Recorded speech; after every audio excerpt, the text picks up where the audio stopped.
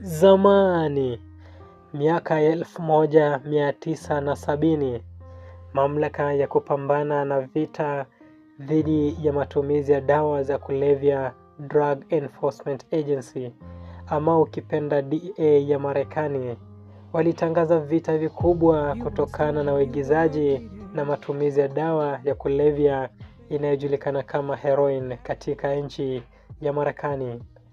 Kwa tathmini ya DEA, walidhani heroin ndiyo iliyokuwa dawa hatari kuliko cocaine, ambapo heroin iko na uwezo wa kuleta uteja kwa mtumiaji kubadilika na kuwa mhalifu. Lakini hili lilikuwa ni kosa kubwa sana. Pablo Escobar, ambaye alikuwa mlaguzi mkuu wa dawa hizi, aliona mwanya na udhaifu wa DEA. Pablo alifahamu zaidi kuhusu ulimwengu wa mihadarati kuliko DEA. Alichokiona Pablo ni kuifanya cocaine kuwa na soko zaidi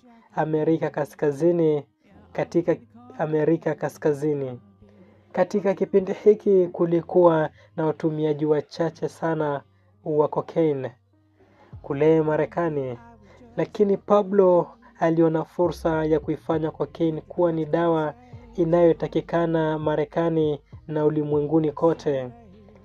Pablo alitafiti na kugundua zao la coca linalolimwa kule Bolivia, na akagundua coca ya Bolivia ni bora zaidi kuliko coca inayolimwa kule Colombia. Pablo akadhamiria kuingia kwenye biashara ya cocaine. Akaona bidhaa yake ni bora zaidi kuliko cocaine ya Colombia.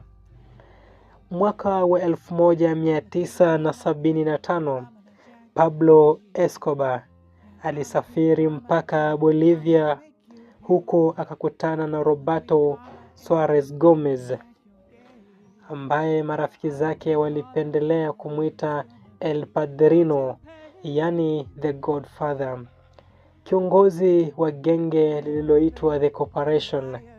Huyu Suarez alikuwa ndiye mtu pekee anayeendesha na kuratibu zao la coca katika nchi ya Bolivia na Peru.